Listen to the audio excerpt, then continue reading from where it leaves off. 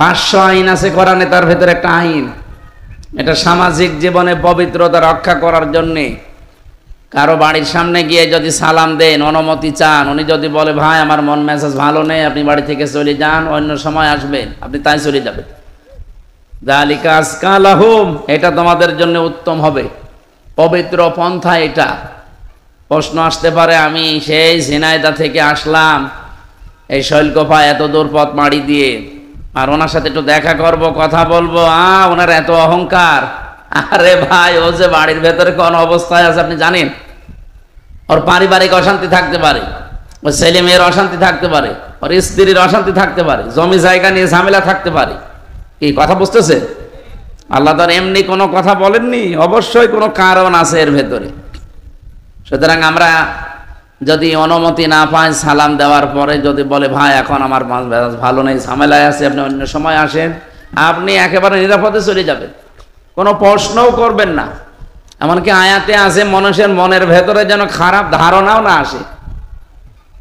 আর কিন্তু অনেক কিছু ধারণা করে ফেলে, ওনার মোট বেড়ে গেছে, ওনার দাম এখন আর আগের মতো নেই, উনি যে ঝামেলায় আছে ওটা আপনার মাথার উপর দিলে আপনি দেবী জিতেন। সুতরাং আল্লাহ কোনো কথা বললে কি আন্দাজে বলে আমাদের মতো? এই কথাটা মানা লাগবে আজকে থেকেই, পারিবারিক এবং সামাজিক জীবনে। শুধুমাত্র অনুমতি নেওয়ার দরকার নেই নিজের স্ত্রীর ঘরে গেলে। কথা বুঝতেছে? কেউ যদি নিজের স্ত্রীর ঘরে যায়, ওখানে অনুমতি নেওয়ার দরকার নেই, সালাম দেওয়া লাগবে, সালাম দেওয়া মাস্ট বি, এটা লাগবে। আমাদের বিশেষ করে বাংলাদেশের মানুষের যে স্বভাব চরিত্র, আপনি আজকে যদি এই সুন্নত যে পালন করেন আসসালামু আলাইকুম, অনেক মহিলা আছে বলবে তোমার কি জিনে ধরেছে না ভূতে ধরেছে?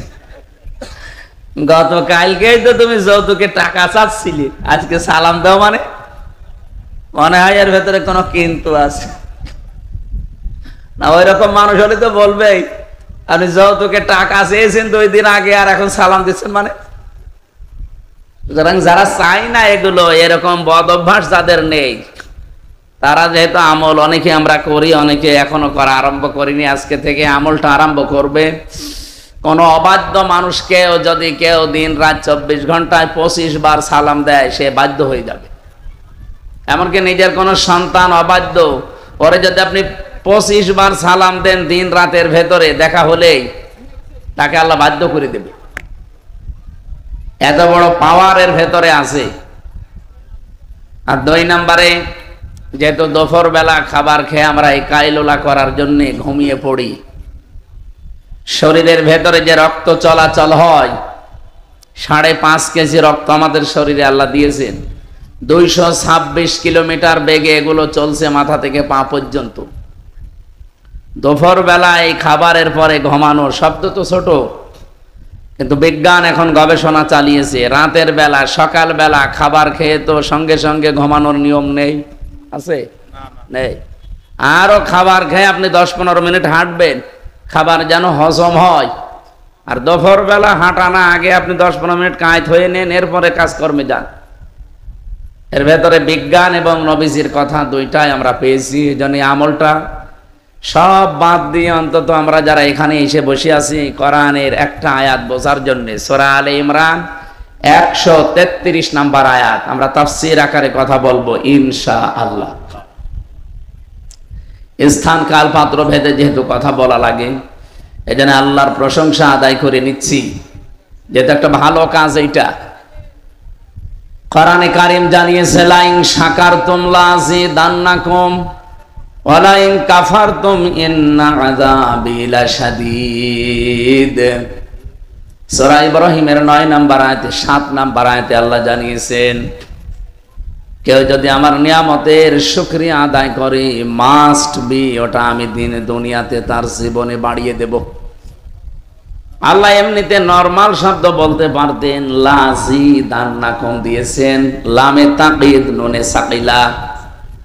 আয়াতটা নিয়ে চিন্তা করলাম, কেন আল্লাহ এত গ্যারান্টি দিলেন কেন? তাফসীর পড়তে গিয়ে আমি দেখেছি, কেউ যদি কোনো নিয়ামতের শুকরিয়া আদায় করতে চায়, কমপক্ষে তাকে 3টা শর্ত মানা লাগবে। কয়টা? 3টা।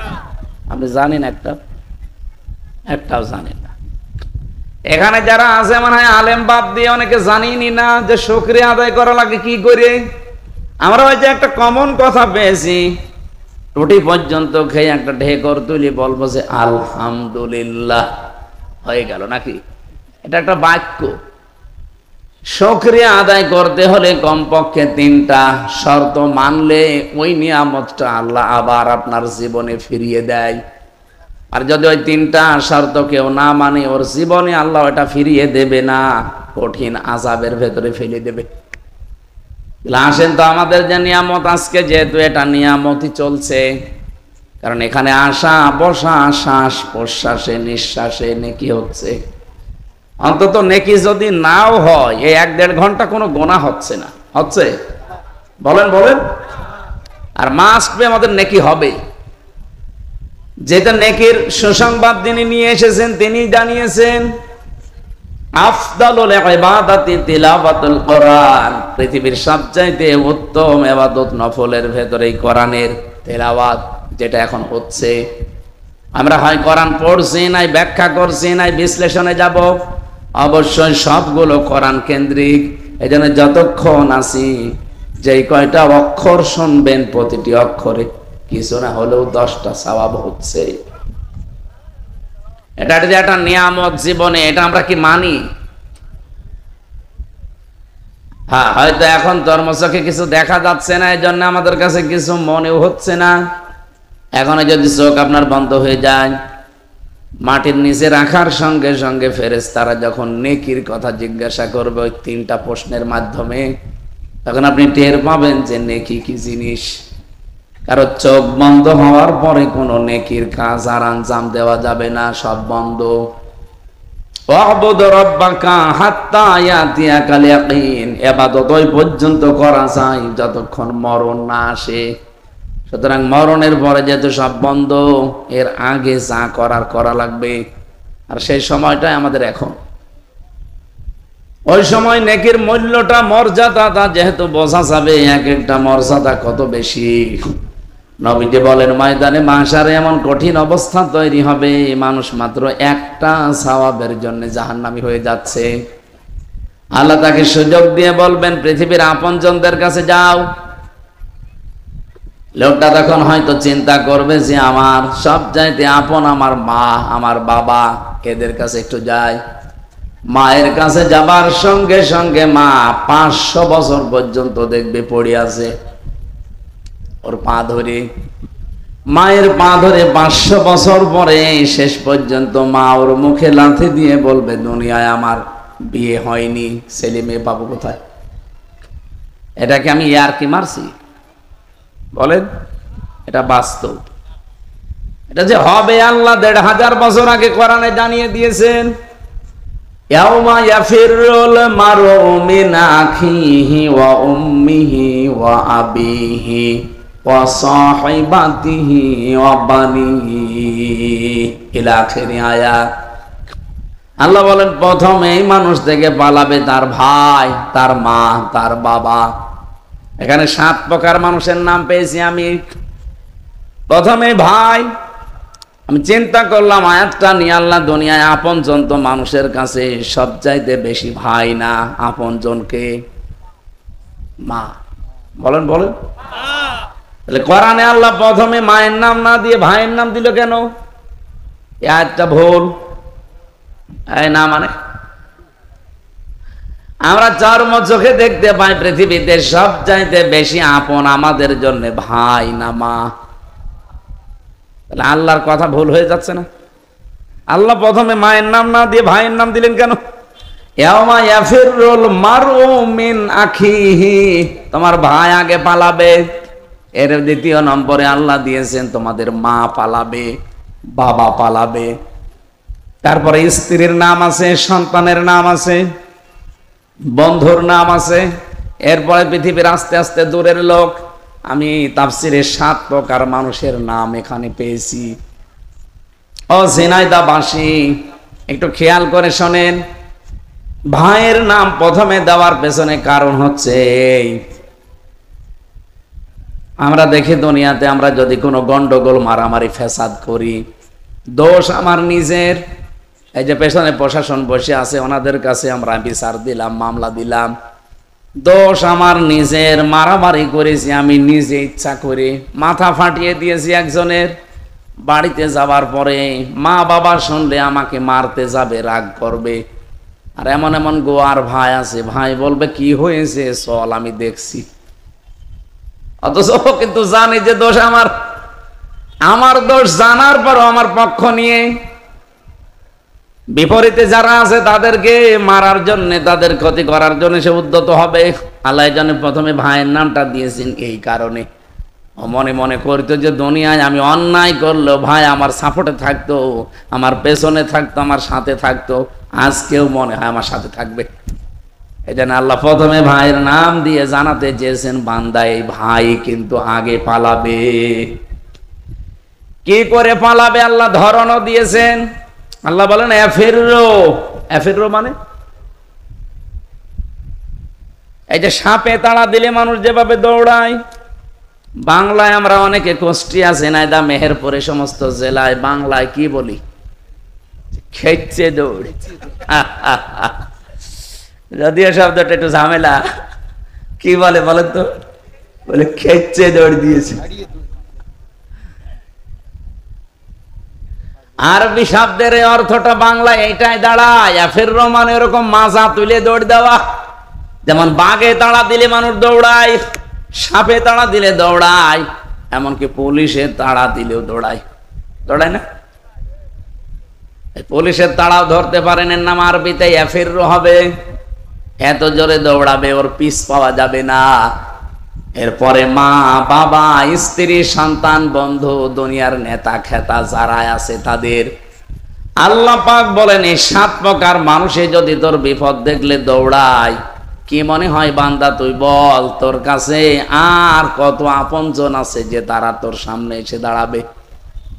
আমাদের একটা ভ্রান্ত ধারণা আছে যে আমার কোনো চিন্তা নেই, যে আমার বাবা আছে, এরকম একটা বাবা থাকলে আমার সব যথেষ্ট। কিয়ামতে নাকি বাবা আমার সামনে আসবে। কে বলেছে আপনাকে? আপনি বলেন তো, আপনার ভাই যেখানে পালিয়ে যাচ্ছে, আপনার মা পালাচ্ছে, আপনার বাবা পালাচ্ছে, আপনার স্ত্রী পালাচ্ছে, এমন কোন পাগল পীর আছে যে আপনার সামনে এসে দাঁড়াতে পারে? ও তো বলবে যে আল্লাহ আমি পীরই ছিলাম না। ও আমার মুরিদের দাবি করে, আমি তো পীরই ছিলাম না। ওর মা যেখানে দৌড়াচ্ছে আর ও এসে বলছে আমি অমুকের মুরিদ ছিলাম। কিসের মুরিদ? আমার কথা হচ্ছে এখানে যে মানুষগুলো পৃথিবীতে আল্লাহর দ্বীনের দিকে মানুষকে ডাকে, হক পথে ডাকে, শিরিক বেদাত থেকে মুক্ত করার চেষ্টা করে, শিক্ষার জন্য আপনি তার কাছে যাবেন। যেটা ফাসাদ ওয়াহলা যিকরি ইন কুনতুম লা তাআলামুন আয়াতের বাস্তব প্রমাণ। যারা জানেন না, যারা জানে তাদের কাছে জেনে নেবেন। এর নাম শিক্ষক, মুআল্লিম, পীর, উস্তাদ, যাই বলেন। কিন্তু যে ভণ্ড আরো শিরিক করাবে আপনাকে, কিয়ামতের ভয়াবহতা জীবনে কোনোদিন সে আপনাকে বলে না, আরো আপনার কাছ থেকে ধান্দাপাতি করে, বুঝবেন ওটা আসলে একটা ধান্দাবাজ। এই কথা বলেন না কেন?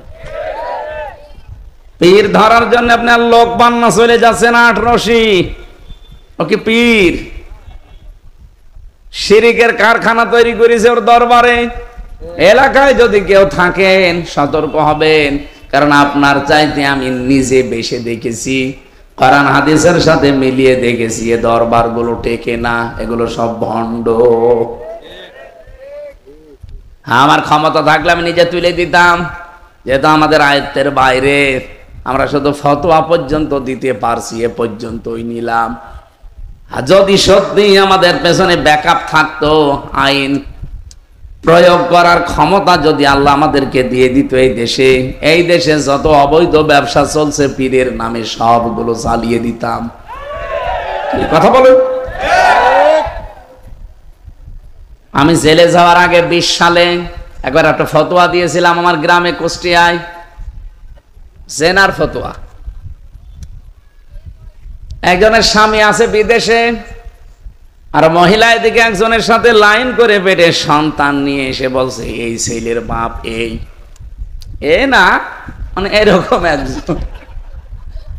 এখন আমার কাছে বলছে হুজুর কি করবো, ফতোয়া দেন।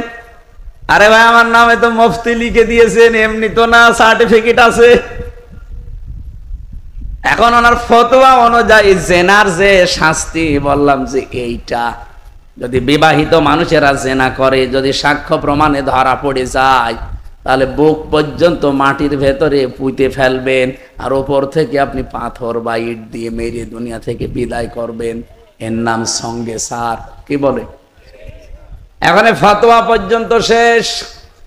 বলেন তো, আমি যদি এখন এটা বলার পরে গ্রামবাসী সবাই মিলে বলতো ধর এই দুইজনকে যদি মাটির ভেতরে এই পর্যন্ত গেড়ে দিয়ে ইট পাথর দিয়ে দুনিয়া থেকে সঙ্গে সার করতো, আমি বাঁচতাম? দেখা যাচ্ছে মহিলা সঙ্গে সার হওয়ার আগে আমি শেষ, আমার সঙ্গে সার আগে করতো।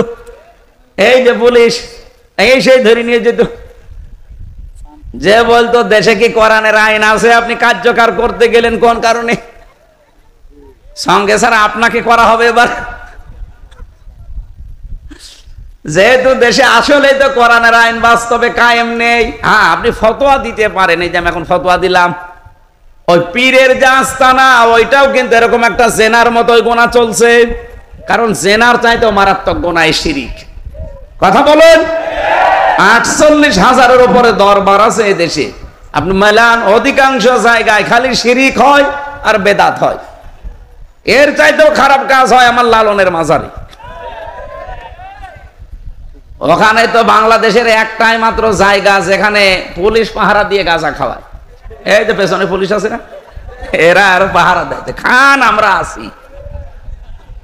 আমার মনে হয় পৃথিবীর যত জায়গায় আমি গেলাম, বাংলাদেশ সহ বিশ্বের বহু দেশে আমি এই ছোট বয়সে গিয়েছি, একটাই জায়গা পৃথিবীতে পেলাম যেখানে একেবারে নিশ্চিন্তায় গাঁজা খাওয়া যায়, এমনকি জেলের ভেতরেও খাওয়া যায় না। আমি জেলে থাকাকালীন দেখেছিলাম এক লোক গাঁজার গাছ লাগিয়েছে ভেতরে। ওখানে যিনি আছে দেবদুলাল জেলার, উনি এসে ওই লোকটারে বলছে, আরে বেটা তুই ভেতরে গাঁজার গাছ লাগালি, গাছ পেলি কোথায়? বলছে, স্যার আমি ওই যে মামলার হাজিরা দিতে গিয়েছিলাম, আসার সময় আমার তো বিভিন্ন হিতাকাঙ্ক্ষী আছে, তারা আমার ওই গাঁজার টোপলা দিয়েছিল, আমি তো সবগুলো ধরতে পারিনি, একটা ওই বীজ একটা ধরে ফেলেছি, ধরে মুখের ভেতরে নিয়েছিলাম, কারণ জেলে ঢোকানোর সময় তোমার মেশিনে তোলে, ধরা পড়ে যাব, কোন জায়গায় নিলে ধরা পড়ে যাবো, এই জন্য মুখের ভেতরে নিয়ে দাঁতের নিচে এমন ভাবে রেখেছি যে মেশিনে ধরা পড়িনি। এই ভেতরে নিয়ে এসে ওই যে বোতলের মুখ কেটে ফেলে ওর ভেতরে মাটি দিয়ে আজ 2 মাস আগে এই বীজগুলো লাগিয়েছি, স্যার দেখেন কত বড় হয়েছে। জেলার হিন্দু মানুষ বলছে, বেটা তোরে তোর স্বর্গে দেওয়া লাগবে, গাঁজা খায় সেই জন্য পুলিশ ধরে ধরে দিয়ে গেল এখানে, আর তুই এই ভেতরে এসে গাঁজার গাছ লাগিয়েছিস, তোরে এ দুনিয়ায় আর কোন জায়গায় রাখলে হবে না, তো যেখানে রাখবো সেখানে তুই গাঁজা খাবি, তোরে স্বর্গে দেওয়া লাগবে। তো হিন্দু মানুষ তো আর বেহেশতে বিশ্বাস কর না, স্বর্গ। এই একটাই মাত্র জায়গা পেলাম পৃথিবীতে।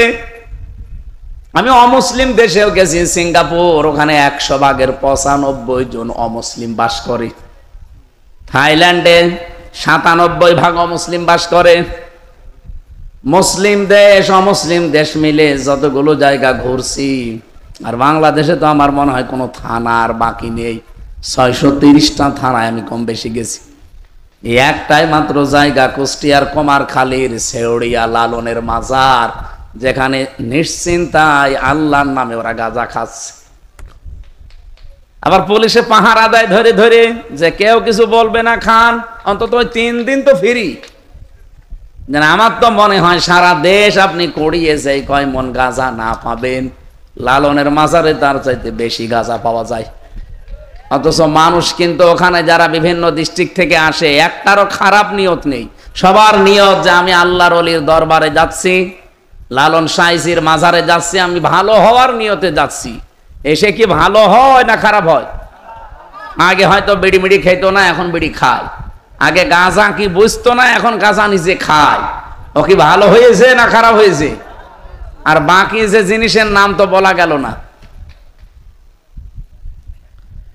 এখানে যেখানে শিরিক চলে, বেদাত চলে, এই জায়গাগুলো তো জেনা করার চাইতেও খারাপ, মানুষ হত্যা করার চাইতেও এই শিরিকটা খারাপ। কারণ মানুষ হত্যা করে যদি আপনি কিছু তাকে দিয়ে দেন, ওই যে যাকে হত্যা করেছেন তার বাবা মা, তার স্ত্রী, সন্তান, তাদেরকে যদি আপনি জরিমানা দিয়ে দেন, দিয়ত দিয়ে দেন, যদি বলেন যে আমি মেরে ফেলেছি এখন করব কি, আপনি এই বাবার জন্য এই 5 লাখ টাকা আপনাকে দিলাম, উনি যদি বলে না 10 লাখ টাকা দেন আপনাকে মাফ করে দেব, তার ছেলে মেয়ে, তার বাবা মা যদি এই টাকাটা নিয়ে আপনারে মাফ করে দেয়, আপনি মাফ পেয়ে গেলেন। কথা বুঝতেছেন? আমাদের দেশের যে আইন কানুনগুলো ব্রিটিশের আইন দিয়ে চলছে, এই যে মানুষ মরে গেলে 8 বছর, 10 বছর, 15, 20 বছর জেল খাটে, এরপরে হয়তো তার ফাঁসি দিয়ে দেয় না, এটার দ্বারা আপনার মাফ হবে না। মাপ পাওয়ার জন্য 15, 20 বছর, 22 বছর, এখন 30 বছর করে জেল দেয়। এই জেল খাটা আসলে এই পাপের শাস্তি না। শাস্তি হচ্ছে কেউ যদি কাউকে অন্যায় ভাবে মেরে ফেলে, তার প্রথম শাস্তি তাকে মেরে ফেলা লাগবে। এটা যদি না করে ওর আত্মীয় স্বজনের ভেতরে যারা যদি বলে যে না আপনি 5 লাখ টাকা দেন, আমার বাবার হত্যাকারী আপনাকে মাফ করে দেবো, তাহলে টাকা দিলে আপনি মাফ পেয়ে যাবেন। তাছাড়া আর কোনো বাইরে কোনো নিয়ম নীতি নেই। কিন্তু নিয়মগুলো চলছে ব্রিটিশের, তো এ কারণে আজ হাজারো মানুষ এ কারণে ধুকে ধুকে জেলখানায় মরছে। ওই 18, 20 বছর, 22 বছর জেল খাটার পরে তখন ফাঁসি দিয়ে দেয়। কিন্তু মাঝখান থেকে যে 22 বছর, 30 বছরের জেলে যে কি কষ্ট, আর ফাঁসির আসামি যারা তাদের তো রাখে কন্ডেম সেলের ভেতরে, 24 ঘন্টা তাদের তালা লাগিয়ে রাখে, যতদিন ফাঁসির আদেশ মানে কার্যকর না হবে 24 ঘন্টা ওদের তালা লাগানো। এই নিয়মটা পাল্টাতে আমি বারবার বহু জায়গায় বলেছি, এবং কি আন্তর্জাতিক যে সেমিনারগুলো এখানেও তুলে ধরেছিলাম যে এই নিয়ম পাল্টান। ব্রিটিশের আইন আপনি এই হাজার হাজার বছর, এই বাংলাদেশ 54 বছর স্বাধীন হয়ে গেল, এখনো ব্রিটিশের আইন চলবে কোন কারণে? যদি ওটার দ্বারা মানবতার উপকার হতো তো চলতে দিতাম, ওটার দ্বারা আর মানবতার ক্ষতি হচ্ছে। একটা মানুষ হত্যা করার পরে হত্যার যে বিচার আছে ওইটা না করে আপনি আন্দাজে তার 30 বছর জেলে রেখে শেষে ফাঁসি দিয়ে দিলেন। এই দেশে ও ভেতরে যাবার পরে ও তার বাইরের কোনো খবর জানে না। এইদিকে তাকান, একটা মানুষ হত্যা করার পরে সে ভেতরে গেল জেলখানায়, কত বছর? 30 বছর জেল দেবে তার, যদি যাবজ্জীবন হয় 30 বছর, কমপক্ষে তার 22 বছর একাধারে জেল খাটা লাগবে, তাও ভেতরে কাজকর্ম করিয়ে। এরপরে যদি বলে না ওর ফাঁসি বহাল আছে, আপনাকে ফাঁসি দিয়ে দিল। এই যে আপনি 18টা, 20 বছর, 22 বছর, 30 বছর একাধারে জেল খাটলেন, আপনি কি ভেতর থেকে বাইরে কাউকে কিছু জানাতে পারছেন, কিছু দেখাতে পারছেন যে আপনার কষ্টটা? তা আপনি নিজের কষ্ট নিয়ে নিজে দুনিয়া থেকে বিদায় নিলেন। এই পৃথিবীতে কি হত্যায় ভাবে বন্ধ হওয়া সম্ভব? আল্লাহর নিয়মটা আল্লাহ খেলা করার জন্য দেয়নি, সব চিন্তা ভাবনা করে দিয়েছে। যদি ওইটা আমাদের দেশে আমরা পালন করতে পারতাম যে হত্যার বদলে হয় হত্যা, না থেকে মেরে ফেলেছেন তার দিয়ত দেওয়া লাগবে, এই দেশে এই 71 সালের পর থেকে আর একটা মানুষ হত্যা হইতো না। 24 সালে 2732 জন মানুষ হত্যা হয়েছে, সরকারি জরিপ, বেসরকারি তো আরো বেশি। একটা মানুষ মেরে ফেললে যদি তাকে মেরে ফেলা লাগে, এর সাথে যারা ডাইরেক্ট ইনডাইরেক্ট জড়িত তাদের কোনো শাস্তি এখনো পর্যন্ত দৃশ্যমান হয়েছে? কিছুই হয়নি। এই জন্যই তো মারামারি, হত্যা এখনো থামছে না। কালকে এক জায়গায় রাতের বেলা আওয়ামী লীগের একজনকে পিটিয়ে মানুষ উল্টো করে টাঙিয়েছে। আপনাদের এই ঝিনাইদার উনি না, ওটা চট্টগ্রামের ওই লাইনে কালকে রাতে একজনকে ধরে এমন রাগ ছিল তার উপরে, উল্টা করে ধরেছে, ধরে পিটিয়েই মেরে ফেলে জায়গায়, লোহাগাড়া।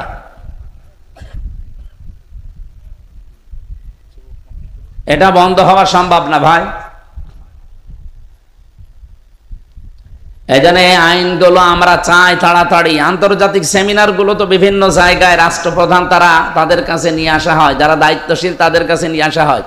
মালয়েশিয়া সেদিন ইন্টারন্যাশনাল ইসলামিক ইউনিভার্সিটির একটা সেমিনার ছিল, আমি 6টা পয়েন্টের উপরে কথা বলতে গিয়ে এটা তুলে ধরেছিলাম। তখন যেহেতু রমজান মাস ছিল, রমজানের তাকওয়ার স্তরগুলো বলছিলাম 6টা, তার ভেতরে এটা একটা ছিল যে আমাদের মুসলিম বিশ্বের বিভিন্ন দেশে, প্রায় 57টা দেশ আমরা মুসলিম দেশ, এখানে এখনো পর্যন্ত ব্রিটিশ আইন, মানুষের তৈরি করা আইন চলে। এই আইন দিয়ে পৃথিবী পাল্টানো সম্ভব না। আর সাময়িক হয়তো শান্তি আসতে পারে, কিন্তু চর্মচোখে দেখে ওর ওপরে মানবতার জন্য আরো অশান্তি নেমে আসে। এই জন্য এগুলো সব আস্তে আস্তে পাল্টান। মালয়েশিয়াতে অলরেডি 2004 সাল থেকে পাল্টানো আরম্ভ হয়েছে। আমি বাহরাইনে ছিলাম, ওখানেও বহু জায়গাতে ওরা পাল্টানো আরম্ভ করেছে। আমরাও চাই আমাদের দেশে 92% আমরা মুসলমান, এই দেশ থেকেও আস্তে আস্তে ব্রিটিশের তৈরি করা যত আইন আছে, জেলখানা এখনো পর্যন্ত যত আইন সব ব্রিটিশের আইনে চলে। ওর ভেতরে যত নিয়ম নীতি সব ব্রিটিশদের নিয়ম নীতি। কেন? কোরআনে আল্লাহ জেলখানা কি করে চালানো লাগবে সেই নিয়ম দেয়নি? হযরত ইউসুফ নবীও জেলে ছিলেন, কি কথা বলেন না কেন? জেলখানায় উপরে লেখা আছে গেটে, যেটা শুধু জেল নয়, এটা হচ্ছে সংশোধনাগার। কই সংশোধন হয় কই মানুষ? ভেতরে যেহেতু আরো খারাপ হয়, কারণ ভালো হওয়ার জন্য যে প্রসেসগুলো করা দরকার ওগুলো ওখানে করার কোনো লাইন নেই, খারাপ হওয়ার লাইন আছে। আমি জেলে মনে করেন মার্ডার করে আসি, আমি একজন ডাকাত, এখন ইনি একজন ভালো মানুষ একটা মুরগি চুরি করতে গিয়ে ধরা পড়ে গেছে, উনি ভেতরে গেল, যাওয়ার পরে তোমরা থাকতে দেবে রাতের বেলা আমার কাছে? হয় ওয়ার্ডে দিলে এরকম 40-50 জন 60 জন এক জায়গায়, আর যদি সেলের ভেতরে দেয় তাহলে 2 জন 3 জন এক জায়গায়। আমি প্রথমে যেই পড়েছিলাম সেলে, আমার সাথে যে 3 জন ছিল ওই রাতের বেলা, রাত 11টায় গেলাম, এই যে সারা রাত, তারপরে সকাল বেলা এই 10টার সময় ওনারা গণনা করবে। এই পর্যন্ত তো তার সাথে এক ঘরেই 4 জন। একজন শুনলাম বাবা খায়, এই জন্য ধরে নিয়ে এসেছে। বাবা মানে বোঝেন? রাতের বেলা দেখি এরকম ছটফট করছে যে আমি খাবো খাবো। কি খাবেন? বাবা খাবো। আরে শয়তান, এর ভেতরে নিয়ে এসে তোরে দিয়েছে, এর ভেতরে বাবা পাবে কোথায়? আর একজনকে দিয়েছে সে মার্ডার মামলার আসামি, আর একজনকে দিয়েছে সে ওই কক্সবাজার থেকে ইয়াবার ব্যবসা করে ধরা পড়ে গেছে, তারে দিয়েছে। আমার কপালটাও খারাপ, এই 4 জন পড়েছে আমার সাথে। এখন সারা রাত তাদের সাথে কি কোরআন হাদিসের গল্প করলে ওরা শুনবে? ওরা সেই লাইনের লোক, ওরা গল্প করে ওই লাইনের, আর আমি কোরআন শরীফের সূরা ইয়াসিন পড়ে ঘুমাবো, আর ওরা জিকির করছে ইয়াসিন ইয়াসিন না, ওদের জিকির বাবা বাবা। এখন আমি না থেকে ওই দিন যদি এরকম আরেকজন বাবা খোরের সাথেও থাকতো, অথবা যে লোকটা ওই যে মার্ডার মামলার যে আসামি, যেই লোক এরকম একটা ভয়ঙ্কর লোকের সাথে যদি পড়তো, কি হয়তো? সারা রাত গল্প করতো। আমি হয়তো ওদের জিজ্ঞাসা করলাম যে আপনার কি মামলা, ওনারে বললাম আপনার কি মামলা, প্রত্যেকেই তো প্রত্যেকের পরিচয় নিল, বাড়ি কোথায়, কি করেন, কার কি মামলা। বলেন তো, আমি যা মার্ডার মামলা করে ওখানে বসে আছি, এরকম একজন ভালো মানুষ গেলে যদি জিজ্ঞাসা করতাম যে কি মামলা, যদি বলো মুরগি চুরি করতে গিয়েছিলাম ধরা পড়ে গেছে, কি বলতাম? পাগল আপনি, মুরগি চুরি করে মানুষ ধরা পড়ে, আমার সাথে থাকেন? ডাকাতি কি করে করা লাগে আপনাকে শিখাবো। যেহেতু ওনার সাথে কমপক্ষে চুরি করে ধরা পড়লে সাক্ষ্য প্রমাণে বাংলাদেশের সংবিধানের 371 নম্বর ধারা, এই ধারা অনুযায়ী যদি সাক্ষ্য প্রমাণে ধরা পড়ে একজন চোর, তার সর্বোচ্চ শাস্তি হবে 3 মাস থেকে 3 বছর জেল। কত? 3 মাস মনে করেন জেল হয়ে গেল এই লোকটা, আর আমার সাথে দেবে 3 মাস। আমার সাথে থাকলে ও কি বের হওয়ার সময় ওই চোর হয়েই বের হবে না ডাকাত? ডাকাত হয়ে বের হবে না। আর ডাকাত যদি যায় ওখানে, যদি সে পায় ওই যে সেই মুকিম গাজীর মতো 260 বছর জেল তার। আর ওই লোকের সাথে যদি পড়ে, সে তো ভেতরে ম্যাড হয়ে গেছে, সে নিজেই মস্তান ভেতরে, তার চেহারা দেখলে আপনি 2 গ্লাস পানি খাবেন। 46 বছর জেলে আছে, 260 বছর জেলে থাকা লাগবে তার। মনে হয় ও কবরে চলে যাবে, আবার জীবিত হবে, আবার জেলে যাবে, আবার জীবিত হবে, তা ওর জীবনে জেল শেষ হবে না। 260 বছর কয়বার জন্ম নেওয়া লাগবে? 3 বার। হ্যাঁ, এখন তো 70-80 বছর মানুষ বাজে, 4-5 বার ওর জন্ম নেওয়া লাগবে দুনিয়ায়। ওই লোকের সাথে যদি খোদা না খাস্তা আপনার 3 বছর একাধারে পড়েন, আপনি কি আর মানুষ থাকবেন, নাকি মার্ডার কি করে করা লাগে সেই ট্রেনিং নিয়ে বের হবে? এখানে প্রশাসন থেকে শুরু করে হযরত ওমর এই পুলিশ বানিয়েছিলেন। পুলিশের যে নিয়ম নীতি ছিল, 7টা ধারা ছিল, ওই ধারায় পুলিশ থাকলে বাংলাদেশে আজ এই পোশাক দেখলে এখনো অনেকে আমরা ঘৃণা করি। এমনি তো করি না, এটা কারণ আছে না? এই কথা বলছে না কেন? প্রশাসনের এই পুলিশের পোশাকটা, এটা একটা দামি পোশাক। আমি যেহেতু আপনারা আছেন, মিডিয়া আছে, এটা সারা দেশে যাচ্ছে, বাংলাদেশ সহ বিশ্বের যে কোনো দেশে যারা মানুষের জান মাল ইজ্জত আবরু হেফাজতের জন্য কাজ করেন, দায়িত্বে আছেন, প্রশাসনের যে বিভাগেই হোক, নিজেকে কখনো ছোট মনে করবেন না। অনেক বড় দায়িত্বে আছেন আপনি। আর এই কাজটা শুধুমাত্র চাকরি না, এটা একটা ইবাদত। আর এর চাইতে দামি ইবাদত আমার মনে হয় এই পৃথিবীতে আর নেই। মানব সেবার মতো ইবাদত দুনিয়াতে আছে? নেই। বিশ্বনবী জানিয়েছেন, দুইটা চোখ কিয়ামতের দিন আল্লাহ যদি জাহান্নামে ওদেরকে দেওয়ার সিদ্ধান্ত নেয়, তাও এই দুই চোখ আল্লাহ জাহান্নামে দেবে না। এক নম্বরে যারা রাতের বেলা নিজের গোনার কথা মনে করে কান্নাকাটি করে, দুই নম্বরে এই যে পুলিশ, যারা রাতের বেলা মানুষের জানমাল ইজ্জত আবরু পাহারা দেওয়ার জন্য রাত জেগে পাহারা দেয়। এরা দেয় না? কথা বলছে না কেন?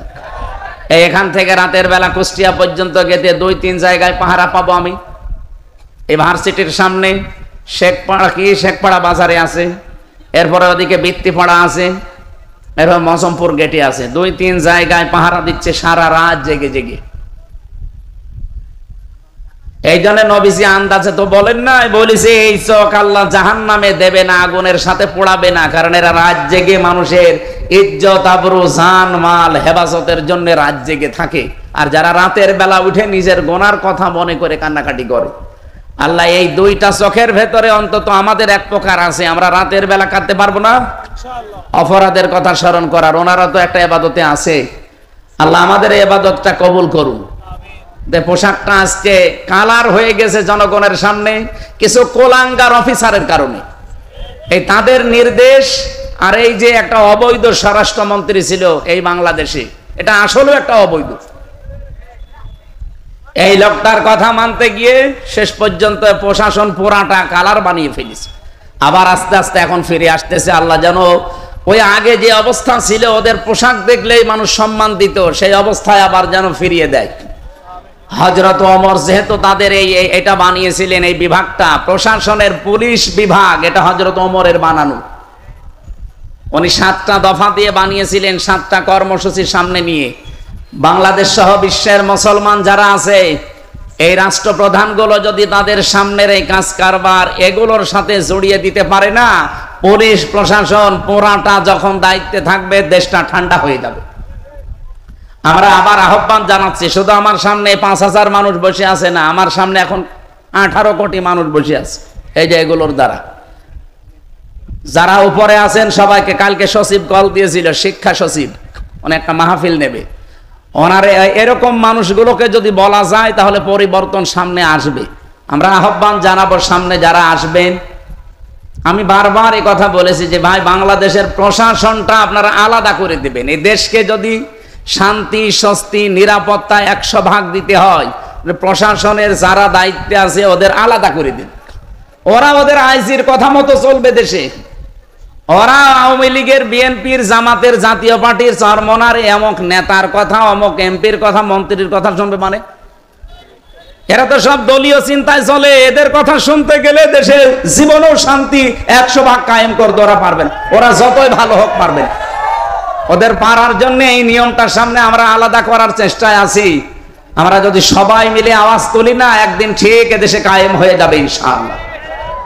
সম্মানিত ভাইরা, আমি যে কথা বলতে চাচ্ছিলাম যে শিরিক, এটা আল্লাহর সাথে শিরিক করা জেনা করার চাইতেও খারাপ কাজ। বলেন বলেন, আল্লাহর সাথে শিরিক করা মানুষ হত্যা করার চাইতেও খারাপ কাজ। অথচ বাংলাদেশে বহু দরবারে এই শিরিক চলছে না চলছে না? আমি নাম ধরে ধরে কয়েকটার বললাম, আপনি খোঁজ নিয়ে দেখেন।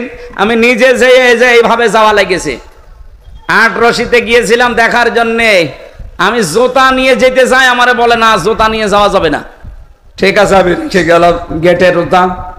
দরবারে যাবার সময় যে কবরে যাব, তখন বলছে এইভাবে যান। কেন? আল্লাহর ওলির দরবার সম্মান দেওয়া লাগবে। ঠিক আছে, গেলাম। আসার সময় আমি এমনি চলে আসতে চাই, আমারে বলে না, এভাবে যাওয়া যাবে না, একেবারে এইভাবেই পিছিয়ে যাওয়া লাগবে। আমি ওনারে বললাম, ভাই, আমি কয়দিন আগে রসুলের রওজায় গিয়েছিলাম মদিনায়, তো কই বিশ্ব নবীর কবরে তো এভাবে যাওয়া লাগে না, এভাবে আসা লাগে না। আমার এই লোকটা খাদেম, বড় বড় বাঁবড়ি রেখেছে, চুল, লাল পাগড়ি মাথায় দেওয়া। আমারে বলছে, দেখেন ওইটা আপনাদের নবী আর এটা আমাদের নবী। বলেন বলেন।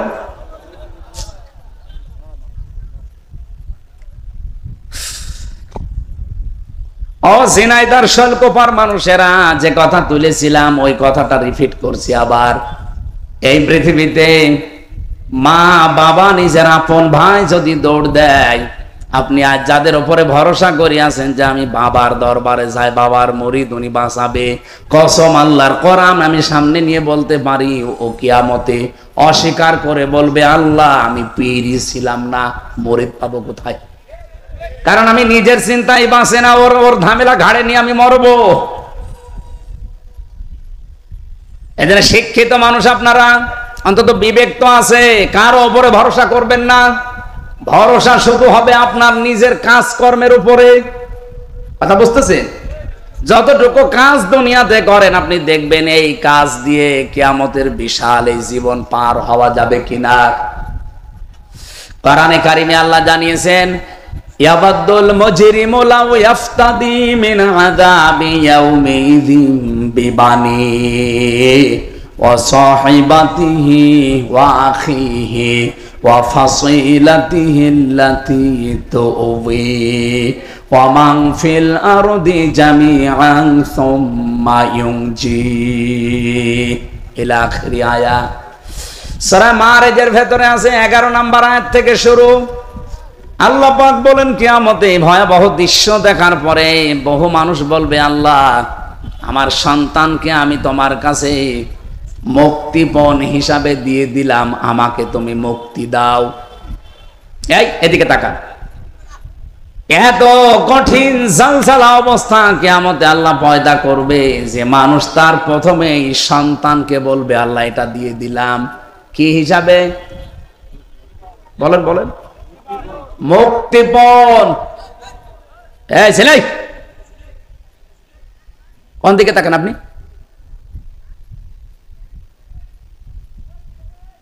নিস্তব্ধ হয়ে শোনা যাচ্ছে না কি বলছি? আপনি ভাবতে পারেন এই দৃশ্যটা আমাদের সামনে আসতেছে। কিয়ামতের দিন আপনি প্রথমে আপনার সন্তানকে বলবেন, নেন এটাকে দিয়ে দিলাম, এরে মুক্তিপণ হিসাবে রেখে দেন। একে কি বলে আরেকটা বাংলায়? জিম্মা নাকি আরো উত্তর? জিম্মা। মানে এরে আমি দিয়ে দিলাম, আপনি এরে যা করবেন করেন, আমারে বাঁচিয়ে দেন। আয়াতটা নিয়ে আমি চিন্তা করেছিলাম আমার ছোট মেয়েটাকে, যে কিয়ামতের দিন নাকি আমারে হাফসাকে আল্লাহকে বলবো যে হাফসারও দিয়ে দিলাম। আমি আজটা পড়ার পরে আমার বল না, এটা তো কেমন যেন মেলে না, যে আমি হাফসাকেও কিয়ামতে আল্লাহর কাছে মুক্তিপণ হিসাবে দিয়ে বলবো আমারে তুমি বাঁচাও, এরে দিয়ে দিলাম। এটা তো আমি নিজের জীবনেই মিলাতে পারছি না। আজকে আমার ছোট মেয়েটা আমার হাত থেকে পড়ে গিয়েছিল, এই পেছনে লাগার পর ওর মাথা ফুলে গেছে। আমার মনে হচ্ছে যে ওর মাথায় লাগেনি, লাগিয়েছে আমার কলিজায়। এত বেশি ভালোবাসা ওর উপরে জন্ম তৈরি করে দিয়েছে। এই যে ভালোবাসা তো তৈরি করলো কে? এরকম হাফসাকেও কিয়ামতের দিন আল্লাহরে বলবো এইটাও নিয়েন, আমারে কিছু বলবেন না। আল্লাহ বলেন শুধু সন্তান না, নিজের স্ত্রীকেও বলবে এটাও দিয়ে দিলাম, নিজের ভাইকে, এমনকি নিজের জ্ঞাতি গোষ্ঠী যারা আমাকে আশ্রয় দিত, আমার দলের লোক, আমার গোষ্ঠীর লোক, যারা কোনো বিপদে পড়লো ঢাল সড়কি নিয়ে মারার জন্য রেডি হয়ে যেত, এই মানুষগুলোকেও বলবো আল্লাহ এদেরকেও দিয়ে দিলাম, নেন। এমনকি অমাং ফিল আরদি জামিয়া, দুনিয়াতে যত কিছুর মালিক আমি আছি সব দিয়ে দিলাম, সব নিয়ে নেন। সুম্মা ইউনজি, এরপরও আমাকে কিছু বলবেন না। আল্লাহ তাআলার সঙ্গে সঙ্গে আওয়াজ দেবেন কাল্লা, কখনোই না। ইন্নাহা লাযা, তোরে আমি লাজাই দেব। কোথায়? লাজা কি? এটা জাহান্নামের একটা স্তরের নাম, দরজার নাম। তোরে আমি এই দরজা দিয়ে প্রবেশ করাবো। আল্লাহ পাক বলেন কেন এই লাজা দিয়ে দরে প্রবেশ করাবো জানিস? কত দরজা তো আছে জাহান্নামের, জাহান্নামের স্তর আছে 100টার উপরে। আমরা মাত্র 7টা জানি, হাবিয়া, হোতমা, সাকার, সাঈর, জাহান্নাম। তারপরে লাজ, এরকম 7টা আমরা খুব বেশি হলেও জানি। পরা কোরআন শরীফের ভেতরে আল্লাহ 100টা স্তর দিয়েছেন জাহান্নামের। এই স্তরগুলোর ভেতরে মারাত্মক 2টা, তার ভেতরে লাজা একটা। রব্বুল আলামিন বলেন, লাজা শোনার পরে তোরা কি বুঝতে পারলি কি এটা জিনিস, কত কঠিন জায়গা এটা? কাল্লা ইন্নাহা লাযা নাযাআতাল লিশাওয়া। এখানে শুধু প্রবেশ করতে দেরি, সঙ্গে সঙ্গে চামড়া খসে পড়ে যাবে। ও ঝিনাইদহবাসী বলেন তো, এখানে যারা আমরা আছি, এমন কোন ঘর দেখেছেন বাংলাদেশে যেখানে দিলেই চামড়া খসে যায়? না, আছে। হয়তো আপনাকে দেওয়া হয়নি। এটা বাজারে মুরগি কিনতে গেলে দেখা যায় এমন একটা মেশিং এর ভেতরে দেয়, দেওয়ার সঙ্গে সঙ্গে চামড়া। দেখেননি? আমি তো কুষ্টিয়াতে দেখেছি মেশিনটা। যদি বলা হয় চামড়া আমি নেব না, জবাই করার পরে পেট চিরে নাড়ি ভুড়ি ফেল দিয়ে এরপরে মেশিং এর ভেতরে ধরবে। ও পশম যা আছে, পাকনা মাকনা যা আছে, ওর ভেতরে যে চামড়া একবারে খসে চলে যাবে, তাও মেশিং এর টিপ দিয়ে ধরে রাখা লাগে। আমি এখান থেকে আয়াতটা মিলিয়েছি। আল্লাহ বলেন নাযাআতাল লিশাওয়া, এমন একটা লাজা ঘরে প্রবেশ করাবো, মেশিন ঠিক দেওয়া লাগবে না, শুধু দরজা দিয়ে প্রবেশ করালে আগে চামড়া খসে পড়ে যাবে। রিমান্ডের আমি কয়েকটা বর্ণনা দিচ্ছি শিক্ষার জন্য আয়াত থেকে। আমার আগে একজনকে ছাত্র দলের এক ভাইকে নিয়ে গেল চট্টগ্রামে বাড়ি ওনার। এই যে পুলিশ বসে আছে, যদি রিমান্ডের দায়িত্বে থাকে ওনারাও জানবে। একটু পরেই দেখি আওয়াজ আসতেছে, গোমড়াচ্ছে কান্নার। কিছুক্ষণ পরে ওরে দিয়ে গেল, জিজ্ঞাসা করলাম কি হয়েছে, এই আঙ্গুলগুলো দেখালো। যে এই আঙ্গুলগুলো ওরা সব তুলে নিয়েছে, এই নখ। ওনাদের কাছে এমন একটা মেশিন আছে, চেয়ারে বসাবে আপনারে, হাতের সাথে ক্লিপ লাগিয়ে দেয়, পায়ের সাথে ক্লিপ লাগিয়ে দেয়, মাথায় এই জায়গায় একটা ফিতা বেঁধে দেয় দড়ির সাথে। একটা মেশিন নিয়ে এসে হাতের সাথে এভাবে ধরবে, পায়ের সাথে এভাবে ধরবে, শুধু একটা টিপ দেওয়ার পরে আস্তে করে এই নখগুলো খুলে চলে আসবে। শুধু নখ খুলে আসলে তো হয় না, শরীরে এমন কিছু জায়গা আছে যেখানে কিছু খসে গেলে ফিনকি দিয়ে রক্ত বের হয়, তার ভেতরে নখ একটা। আপনি নখ খুলে দেখেন, দেখেন ফিনকি দিয়ে রক্ত বের হবে। রক্ত বন্ধ করার জন্য তো ঔষধ দেওয়া লাগে। আমার নিজে ওই ভাই বলছিল যে আমার এই জায়গায় লবণ ছিটিয়ে দিয়েছে। লবণ আবার 2 প্রকার হয় দেখবেন, একটা মোটা মোটা আর একটা মিহি পাতলা। ওই মোটাটা দিলে অত জ্বলে না, কিন্তু পাতলা যেটা ওই যে মোল্লা সল্ট, দেখেছেন মোল্লা সল্ট, ওটা আপনি দিয়ে দেখেন কোনো কাঁটা জায়গায়, আর যদি রক্ত প্রবাহিত হতে থাকে কি জ্বলা যন্ত্রণা যার হয়, সে ছাড়া এটা বোঝানো যাবে না ওয়াজ করে।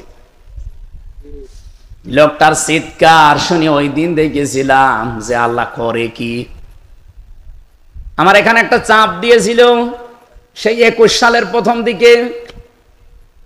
রিমান্ড আমার যখন টাঙিয়েছিল উপরে, খালি একটা চাপ দিয়েছিল প্লাস দিয়ে, আমার তাও নখ তোলেনি, খালি এই চাপের কারণে এই যা 4.5 বছর চলছে, এখনো পর্যন্ত দাগ হয়ে আছে, এখনো মেলে নাই, খালি তবে একটা আঙ্গুলে।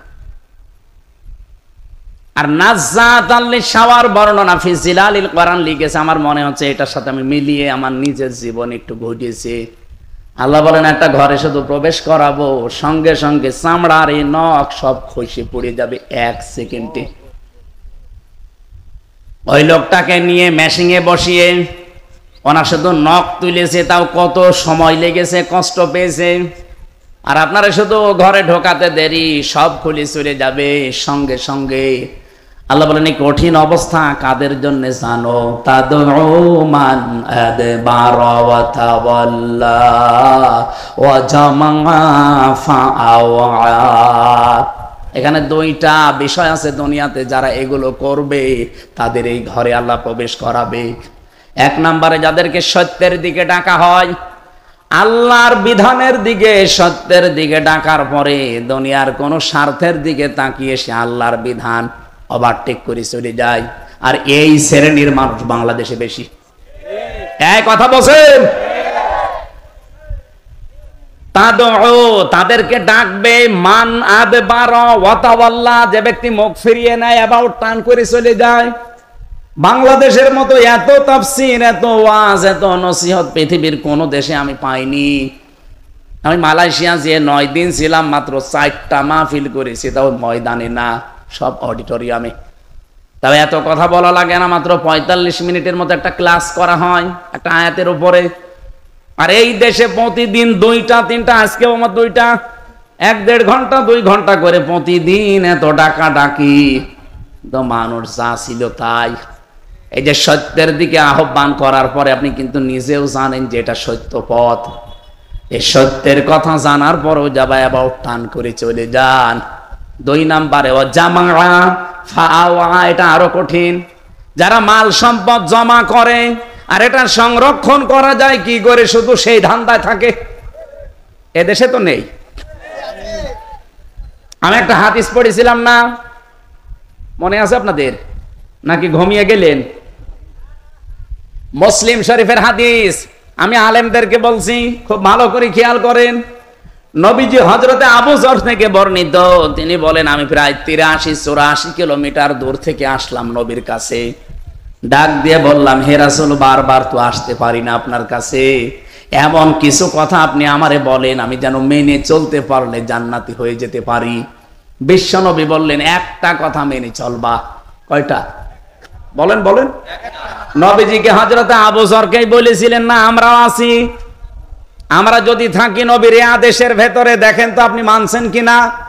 মানিদ্দা মা লাইসা লাহু ফালাইসা মিন্না ওয়ালিয়াতাবাওয়া মাকআদাহু মিনান নার। নবীজি বলেন, যে জিনিস তোমার না, ওইটা যদি তুমি জোর করে নিজের দখলে নিয়ে নাও।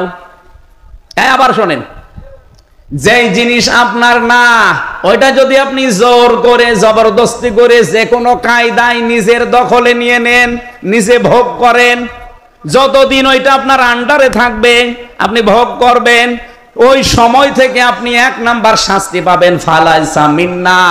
ওখান থেকে আপনি নবীর উম্মত আর নেই, আপনি অন্য কিছু হয়ে গেছেন। ফালাইসা মিন্না, সে আমার দলভুক্ত না, সে আমার উম্মত না। ওয়ালিয়াতাবাওয়া মাকআদাহু মিনান নার, 2 নাম্বারে সে যেন জাহান্নামে নিজের একটা স্থান তৈরি করে নিল। এবার নিজের সাথে মিলান তো এই হাদিসটা। যে জিনিস আপনার না, সেটা আপনি দখলে রেখেছেন কিনা। এতে যারা পরকীয়া প্রেম করে, ওই বউ কি আপনার নিজের? অথচ আপনি নিজের বলে কাজ চালাচ্ছেন। কি কথা বলছেন না কেন?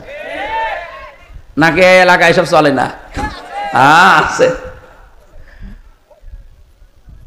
যেই জিনিস আপনার দখলে থাকা বৈধ না, অন্যের বউ, অন্যের মেয়ে, অন্যের বেটার বউ আপনি নিজের দখলে নিয়ে বিভিন্ন কায়দায় আপনি কাজে লাগাচ্ছেন। আল্লাহর কসম, আপনি ওই দিন থেকে নবীর উম্মত আর নেই। এমনকি আগস্টের 5 তারিখের পর থেকে বাংলাদেশে এই 9 মাসের ভেতরে বহু মানুষ যেটা যার না, সেটা সে দখল করে নিজের আয়ত্তে নিয়ে নিয়েছে। এটা জোরে বলার দরকার না, এটা দিনকাল এখনো ভালো না, এত জোরে বললে হবে, পুলিশ আসে ধরে নিয়ে যাবে। যেই জিনিস যার না, সে কিন্তু অলরেডি দখল করে নিয়েছে আগস্টের 5 তারিখের পরে অনেক কিছু। নাকি আমি বেশি বলে ফেললাম? কারা কারা এগুলো করেন হাত তোলেন তো। এখানে এসব নেই, আর এগুলো যারা করে তারা এখানে আসে না। না, এরকম মানুষ যদি কেউ থাকে আর আপনি যদি তার সাপোর্টও করেন, তাকে ভালোবাসেন, সমর্থন জানান, আপনিও কিন্তু ওই অন্যায়কারীর পক্ষ নেওয়ার কারণে নবীর উম্মত আর নেই।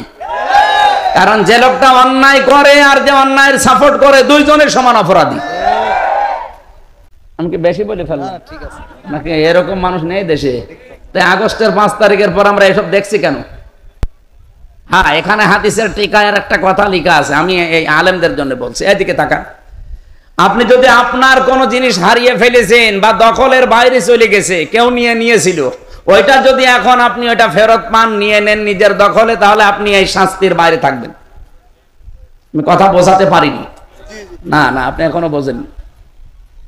যেটা আপনার ছিল অন্য কেউ নিয়েছিল, যে বিভিন্ন কায়দায়, এখন আপনি ওইটা আবার ফেরত পেয়েছেন, তাহলে আপনি এই শাস্তির বাইরে। এই যে ইসলামী ব্যাংক, আমি নাম ধরে বলছি, যাদের ছিল তারা এখন ফেরত পেয়েছে। কি তারা কি জোর জবরদস্তি করে দখল করে নিয়েছে? তাদের জিনিস আপনি এতদিন ভোগ করছিলেন, কেড়ে নিয়েছিলেন, তারা এখন ফেরত পেয়েছে, অসুবিধা কি?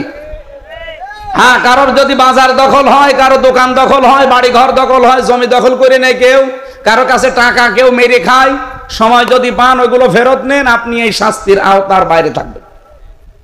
যদি না বুঝে থাকেন এদিকে আসেন, আসেন, এমন জোরে কানের নিচে দুইটা দেবো না, সব বুঝে ফেলবেন।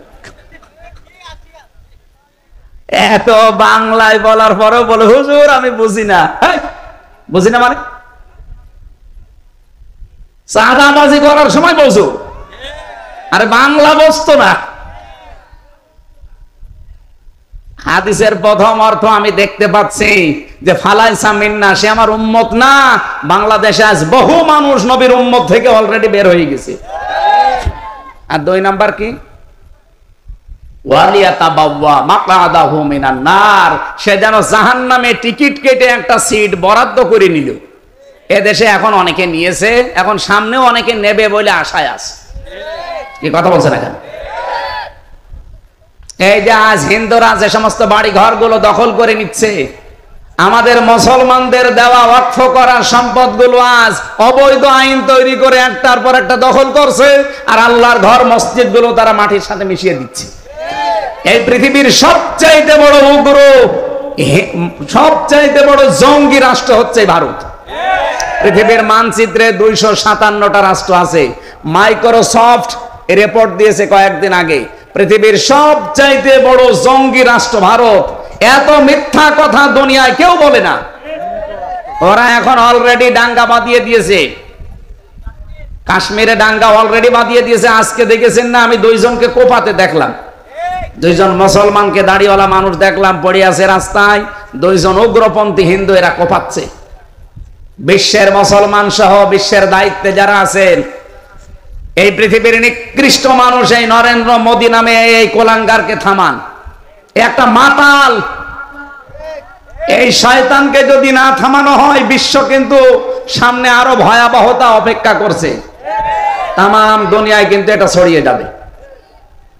আপনি আল্লাহর ঘরগুলো ভাঙছেন না, এটা মুসলমানের কলিজা ভাঙছে। আমার ঘর ভেঙে দিলেও আমার মনে হয় এত কষ্ট আমার হইতো না এই ঘর ভাঙার কারণে। আজকেও মসজিদ ভেঙেছে একটা। আর পৃথিবীর সবচাইতে বড় নিকৃষ্ট এখন তালিকায় আছে ইহুদিরা। 1940 সালে তাদেরকে থাকতে দিয়েছিল। এই যে রোহিঙ্গারা যেমন আছে না, এই ইহুদির বাচ্চাদের 1940 সালে এই ফিলিস্তিনের মুসলমানেরা দয়া করে বলেছিল আপনারা এখানে থাকেন, আর ওই শয়তানরা এখন তাদেরকে তাড়িয়ে দিচ্ছে। এখন সব কিছু তারা দখলে নিয়ে নিচ্ছে। এই যে জিনিস যার না, ওইটা যদি কেউ দখল করে নিজের আয়ত্তে নিয়ে নেয়, সে সঙ্গে সঙ্গে নবীর উম্মত আর নেই। 2 নম্বরে সে জাহান্নামে। ওরা তো এমনি জাহান্নামে যাবে, কিন্তু আমরা অনেকেই নবীর উম্মত থেকে যেন বের হয়ে না যায়। আল্লাহ আমাদের বাঁচিয়ে দেন, বলেন আমিন। এই জন্য যারা মাল সম্পদ আজ বৈধ অবৈধ ভাবে জমা করছেন শুধু, আর কি করে সংরক্ষণ করা যায়? হাজার হাজার বছর আগে মুসলমানেরা এই সম্পদগুলো অক্ষ করেছিল, আজ দখল করে নিজেরা আজ ভোগ করবেন। আর এগুলো কি করে সংরক্ষণ করা যায় বিভিন্ন আইন পাশ করছেন। আল্লাহর কসম, আপনারা তো জাহান্নামে যাবেনই। এই ওয়াজ আপনাদের জন্য না, মুসলমানের ভেতরে যদি কেউ এই চরিত্রের অধিকারী হয়, আল্লাহ তাদেরকে জন্য এই ওয়াজ করছি, তারা যেন বেঁচে থাকতে পারে, বলেন আমিন। এরপরে 3টা চরিত্রের কথা আছে। ইন্নাল ইনসানা খুলিকা হালুয়া ইযা মাসসাহুশ শাররু জাযুআ ওয়া ইযা মাসসাহুল খায়রু মানুয়া। আমরা তাফসীরে যাওয়ার মতো সময় পাচ্ছি না, কারণ এক একটা আয়াতে লক্ষ লক্ষ কথা আল্লাহ আমাদের জন্য দিয়েছিলেন। সূরা আলে ইমরানের যে 133 নম্বর আয়াতের আলোচনা ছিল মাগফিরাত, ক্ষমা পাওয়ার জন্য আল্লাহর রহমতের দিকে দৌড়াও। ওয়াসারিউ ইলা মাগফিরাতিম মির রাব্বিকুম ওয়া জান্নাতিন আরদুহাস সামাওয়াতু ওয়াল আরদ উইদ্দাত লিল মুত্তাকিন। তোমরা দৌড়াও ওই রবের ক্ষমা পাওয়ার দিকে এবং ওই জান্নাতের দিকে, যার প্রশস্ততা আকাশ আর জমিনের চাইতেও বিস্তৃত, যেটা আল্লাহ মুত্তাকি বান্দাদের জন্য প্রস্তুত করে রাখছেন। আল্লাযীনা ইউনফিকুনা ফিস সাররাই ওয়াদ দাররা ওয়াল কাযিমিনাল গায়যা ওয়াল আফিনা আনিন নাস আল্লাহু ইউহিব্বুল মুহসিনিন। যারা সচ্ছল অসচ্ছল যে কোনো অবস্থায় থাক, যতটুকু পারে খরচ করে যায়, তার সম্পদ হোক, তার সম্মান হোক, তার প্রভাব প্রতিপত্তি হোক, তার ক্ষমতা হোক, প্রশাসনে যারা দায়িত্বে আছেন তারা ওই পোশাক পরে কিন্তু এমন এমন ভালো ভালো কাজের আঞ্জাম দিতে পারে যদি ইচ্ছা করে, যে কাজ আমি হামজা করতে পারবো না। পারবো? বলেন বলেন। এই জন্য যে যেখানে দায়িত্বে আছেন ওই দায়িত্বটা পালন করার ক্ষেত্রে আপনি মনে করবেন এটাও একটা খরচ। একটা ভালো মানুষকে ধরে নিয়ে যে থানার ভেতরে ধরে পিটাচ্ছে, এখন ওসি সাহেব যদি এই নিচের যে এসআই আছে তারে বলে, বেটাই কি করিস, ওনার চেহারা দেখে ওনার চেয়ারের পাওয়ার দেখে কিন্তু লোকটাকে ছেড়ে দিতে বাধ্য হবে। এই জন্য এই জায়গায় ওনার এই সম্মান খরচ, এটাও কিন্তু খরচের ভেতরে। যে যে জায়গায় আছি আমরা, টাকা হোক, পয়সা হোক, ক্ষমতা হোক, প্রভাব প্রতিপত্তি হোক, আইন হোক, এটা খরচ করা। আল কাযিমিন আল গায়যা, রাগ হলে চেক দেওয়া। আজ বাংলাদেশে এই নিয়মটা না মানার কারণে হাজারো পরিবারে তালাক হয়ে যায়। রাগ হলে আগে তালাক দেয়, চেক দেওয়া যায় না। আপনি যখন রাগ হবে স্ত্রীর প্রতি বা স্ত্রী স্বামীর প্রতি, ডিভোর্স না দিয়ে, তালাক না দিয়ে, এই চিন্তা করবেন যে এই স্বামীর বা এই স্ত্রীর অনেক উপকার আমার জীবনে আছে। এ বহু জেনা থেকে আমার দুনিয়ায় বাঁচিয়ে দিয়েছে এই স্ত্রী, এই স্বামী। এই চিন্তা করে নবীজি বলেন, আজকের এই অপরাধটা মাফ করে দাও, আল্লাহর আরশ খুশি হয়ে যাবে। আলাফিনা আনিন নাস, সুযোগ পেলেই দুনিয়ায় মানুষকে মাফ করে দাও, মাফ করে দাও। তাহলে একটা যদি মাফ করে দেন, কিয়ামতের দিন আল্লাহ কমপক্ষে 70টা অপরাধ মাফ করে দেবে। পারিবারিক জীবন থেকে সামাজিক আন্তর্জাতিক জীবন পর্যন্ত যেখানে যতটুকু আছি, আমাদের রাগ কন্ট্রোল করা, চেক দেওয়া এবং মানুষকে যদি সমর্থ থাকে, সুযোগ থাকে, মাফ করে দেওয়া। আল্লাহ আমাদেরকে এই গুণগুলো অর্জন করে জান্নাতের দিকে এগিয়ে যাওয়ার তৌফিক দিন, আমিন। আমি শিক্ষিত মানুষ যারা আছেন ভাইরা, আমাদের সৃষ্টি নিয়ে একটা বই লিখেছি, সৃষ্টি কিভাবে আল্লাহ বানিয়েছে সেই প্রথম থেকে। ওইটা এখানে আছে কিনা জানি না, এখানে আছে সৃষ্টি জগতের সূচনা। শিক্ষিত মানুষরা নিয়েছেন, পড়বেন, আপনার জ্ঞান বাড়বে। আল্লাহুম্মা আমিন। লা ইলাহা ইল্লা আনতা সুবহানাকা ইন্নী কুনতু মিনাজ জালিমিন। আল্লাহুম্মা গফিরলি ওয়ারহামনি ওয়াহদিনি ওয়াফিনি ওয়ারযুকনি ইয়া রাব্বাল আলামিন। আল-উম্মাহ ফাউন্ডেশনের উদ্যোগে তোমার কোরআনের অনুষ্ঠানে বসে যতগুলো কথা বললাম, শুনলাম, আমাদের আমল করার তৌফিক দাও রব্বুল আলামিন। এই যুবকদেরকে যে মা পেটে নিয়েছে, মায়ের পেট খাদিজাতুল কুবরার মতো বানিয়ে দাও। এ মাহফিল করার জন্য যেইভাবে এগিয়ে এসেছে, তোমার রহমত ওইভাবে এগিয়ে দাও। এলাকায় মাটির নিচে যারা ঘুমিয়ে আছে, কোরআনের ইজ্জতে এদের মাফ করে দাও। যে বাড়িতে বসেছিলাম, এই বাড়ির ওপরে তোমার রহমত নাজিল করো। তার সন্তানের জন্য দোয়া চেয়েছি, আল্লাহ ছেলেটাকে কবুল করে নাও। সম্মানিত মা বোনেরা বিভিন্ন জায়গায় বসে আছে, অনেকের বাড়িতে অশান্তি, স্বামী সন্তান সন্ততি নিয়ে।